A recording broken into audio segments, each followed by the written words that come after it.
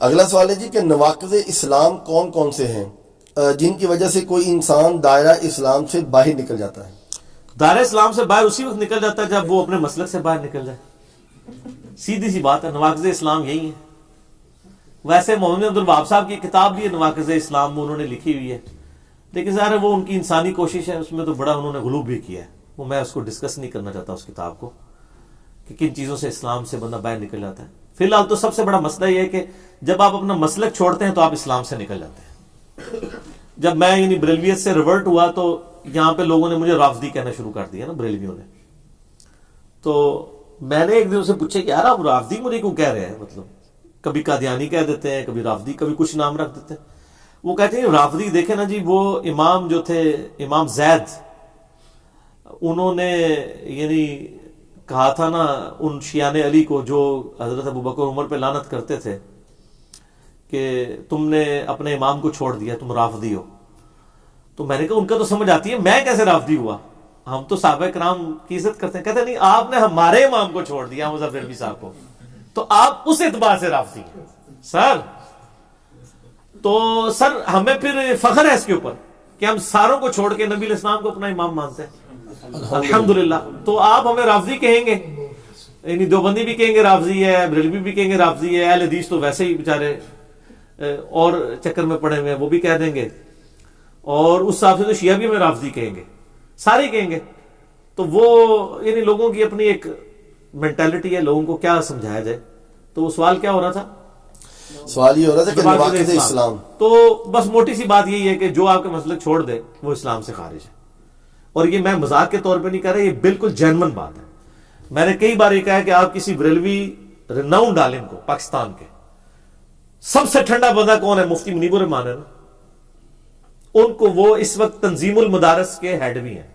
پاکستان میں 3 بڑے یعنی بورڈ ہیں علماء کے، جیسے یہاں پنڈی بورڈ اور وہ فیصل آباد بورڈ، یہ بورڈ بنے ہوئے نا، اس طرح جو علماء کے بورڈ ہیں وہ 3 ہیں.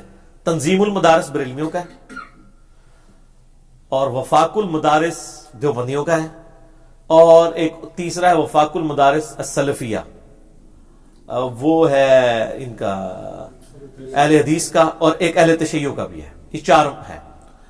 بریلویوں کا جو تعداد میں سب سے زیادہ ہے، ان کا جو ہے وہ تنظیم المدارس ہے، اور اس کے ہیڈ جو ہے مفتی منیب الرحمان صاحب ہے. ٹھیک ہے جی، جو ماشاءاللہ بلٹ فار دا کل، وہ ایک ہوتا ہے نا اس میں پروگرام نیشنل جغرافک میں، ان سے کہہ دیں کہ وہ یہ فتویٰ لکھ دیں کہ میں بریلوی ہوتے ہوئے بھی دیوبند اہل حدیث شیعہ کو اگرچہ گمراہ سمجھتا ہوں اور میں ان کو دوستی بھی مانتا ہوں، لیکن یہ ہے مسلمان ہے، ایک نہ ایک دن عذاب بھگت کے جنت میں چلے ہی جائیں گے. یہ اپنے یعنی مدرسے کے پیڈ کے اوپر لکھ کے نا اپنی مور کے ساتھ یہ دے دیں، کبھی بھی نہیں دیں گے. تو اس کا کیا مطلب ہے؟ وہ ان کو کافر سمجھتے ہیں، کیونکہ مسلمان نے تو ایک نہ ایک دن جنت میں چلے جانا ہے. یہ ہے نا عقیدہ قرآن و حدیث کی روشنی میں. تو ان کو کیا حرج ہے یہ کہہ دینا کہ جی بریلویوں کے علاوہ جتنے فرقے ہیں یہ گمراہ بھی ہیں، دوستی بھی ہیں، کروڑوں سال دوزخ میں جلیں گے، لیکن آخر میں اللہ تعالیٰ ان کو اٹھا لے گا. وہ سر آخر میں اٹھانے کے بھی قائل نہیں ہے. لال رومال والے جتنے ہیں نا اس وقت، ان کو کہیں یہ لکھ کے دے دیں کہ بریلوی دیوبندی اور شیعہ یہ دوستی ہیں، بدعتی ہیں، گمراہ ہیں، لیکن ایک نہ ایک دن یہ جنت میں چلے جائیں گے. سر کو لال رومال والا آپ کو لکھ کے دے گا؟ نہیں. تو کیا مطلب ہے؟ یہ کافر سمجھ رہے ہیں ان کو. تو نواقض اسلام ہو گیا نا. اہل حدیث کے نزدیک بریلوی، شیعہ اور دیوبند کافر ہیں. دیوبند، اچھا آپ کے یہ دیوبند لوگ کہتے ہیں دیوبند والے تھوڑے ماڈریٹ ہیں، اور پھر جب نام لیں تو کہتے ہیں طارق جمیل. میں کہتا ہوں کوئی اور نام لے، کہتے ہیں طارق جمیل. پھر میں کہتا ہوں کوئی اور نام لے، کہتے ہیں طارق جمیل.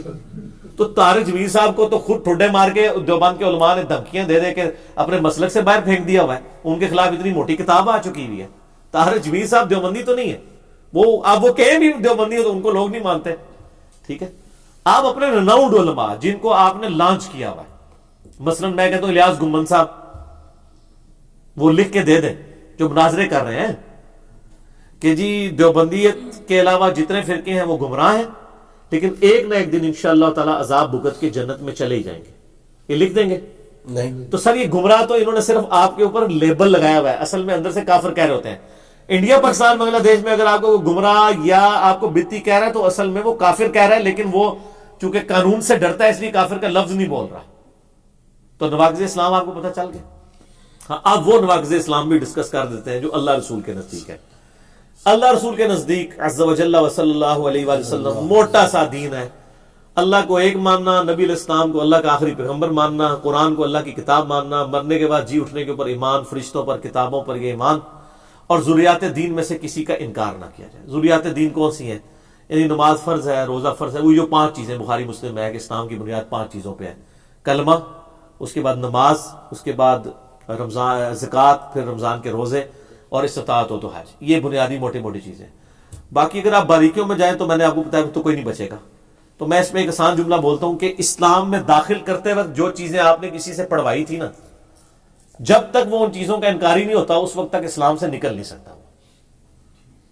آپ جب کسی کو مسلمان کرتے ہیں تو کیا آپ اس کو کیا یہ پڑھاتے ہیں لا الہ الا اللہ محمد رسول اللہ ابو بکر ولی اللہ؟ تو اب حضرت ابو بکر کا انکار کرنے سے وہ اسلام سے نہیں نکلے گا.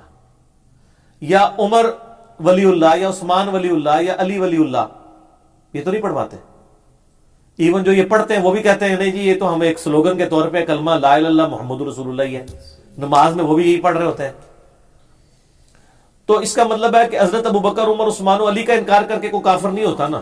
تو باقی تو آپ کے مولوی تو کسی کھاتے میں نہیں ہے نا. اسلام میں داخل کرنے کے لیے اللہ، رسول، آخرت، قرآن کو ماننا ضروری ہے.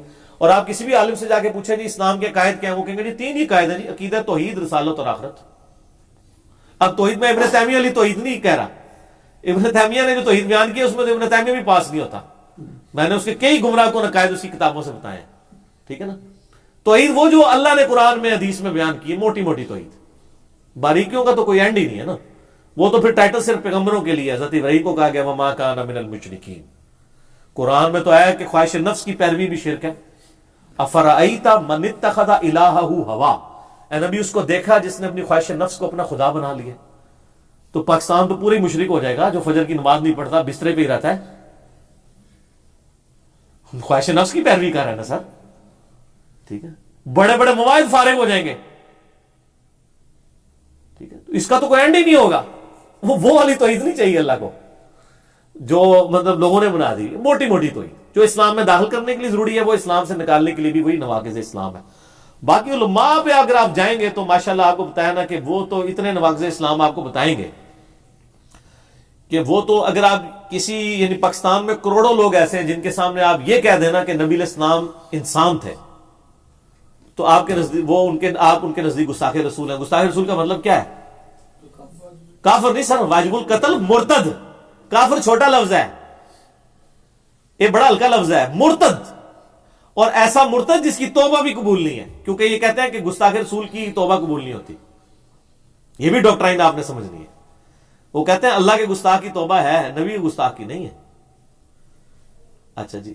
تو جب جس ملک میں یہ حال ہو لوگوں کا، وہاں آپ کیا ایکسپیکٹ کریں گے نواقض اسلام؟ تو ٹھیک ہے، ہم تو ان تلخ رویوں کے خلاف یعنی شروع سے بول رہے ہیں، اور یعنی یہ اپنے لیے ہم یعنی اس ملک کو ہم جہنم بنا رہے ہیں اس حوالے سے کہ یہ علماء نے جس طرح کے تلخ رویے پبلک کے اندر پروپیگیٹ کر دیے نا، کفر و شرک کے اور گستاخانہ رسول کا فتویٰ لگانے کے.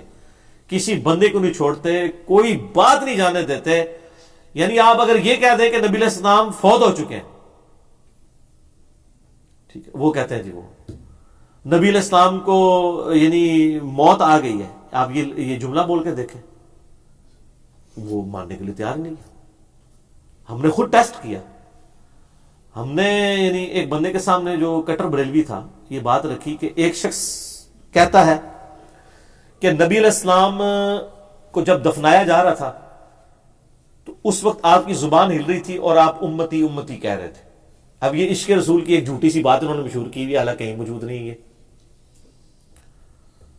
تو بتاؤ یہ عاشق رسول ہے یا وہ عاشق رسول ہے جو یہ کہے کہ جو محمد کی عبادت کرتا تھا وہ جان لے کہ محمد مر گئے ہیں، اور جو اللہ کی عبادت کرتا تھا وہ جان لے اللہ زندہ. وہ کہتا ہے یہ دوسرا تو بہت بڑا بغیرت اور گستاخ رسول ہے.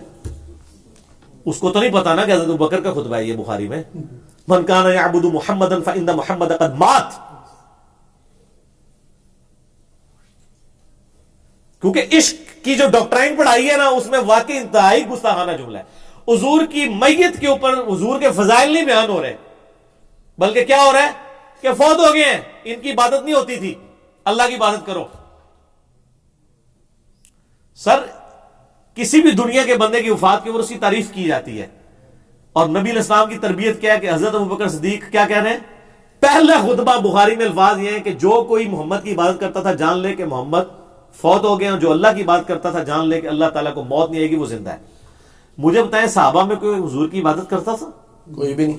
تو یہ ایک جعلی جملہ گھڑ کے بتانے کی ضرورت کیا تھی؟ اس لیے کہ جو بعد میں جعلی عاشقان رسول آنے تھے نا, ان کے منہ پہ ہم تھوپ سکیں کہ یہ نبی کی تربیت ہے. حضرت ابوبکر کو پتا تھا کہ پہلے انسانیت نے بہت بڑا رسک لیا ہے کہ آج اس وقت دنیا کا سب سے بڑا شرک ایک پیغمبر کے نام پہ ہو رہا ہے. کون؟ عیسیٰ ابن مریم. اور وہ شرک سامنے تھا. نبی علیہ السلام نے بھی دوسرا عیسیٰ ابن مریم بن جانا تھا اگر آپ تعلیمات نہ یہ دیتے. بخاری میں حدیث ہے, میری شان کو اس طرح بلند نہ کرنا جس طرح عیسائیوں نے اپنے نبی کو بڑھا دیا تھا. میں اللہ کا بندہ اور اس کا رسول ہوں, مجھے اللہ کا بندہ اور اس کا رسول کہنا. یار وہ اصحاب جو بخاری مسلم میں آتا ہے آپ کے وضو کا پانی نہیں گرنے دیتے تھے, آپ کا بلغم اپنے ہاتھوں پہ لے کے چہرے پہ ملتے تھے, آپ کا پسینہ خوشبو کے لیے استعمال کرتے تھے, آپ کے کرتے کا دھون استعمال کرتے تھے, آپ کے بال مبارک یعنی ایز اے تبرک رکھتے تھے, اتنی عقیدت رکھتے تھے. وہ اصحاب یہ کہتے ہیں کہ محمد صلی اللہ علیہ وسلم فوت ہو چکے ہیں اور ان کی میت کے اوپر, اور ساتھ فیبریکیٹڈ جملہ بول رہے ہیں کہ جو کوئی محمد کی بات کرتا تھا جان لے کہ محمد فوت ہو چکے ہیں. حالانکہ کوئی بھی نہیں تھا کرتا, آج بھی کوئی نہیں کرتا. لیکن اتنا سخت جملہ بولنا, میرا خیال ہے اگر مدینہ شریف میں 295C لگی ہوتی نا اس زمانے میں تو حضرت بکر گئے تھے, کیونکہ انہوں نے کہنا تھا یار اس کو پوچھو یہ کیڑا عبادت کرتا ہے ساڈے چوں, اسی کو نبی نو خدا مننے ہاں.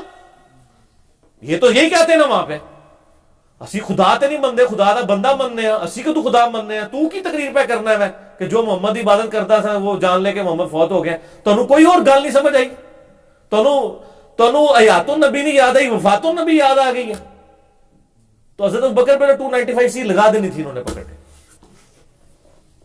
سر یہ قرآن و سنت میں جو دین ہے وہ اور ہے, انڈیا پاکستان بنگلہ دیش میں جو دین ہے یہ اور ہے.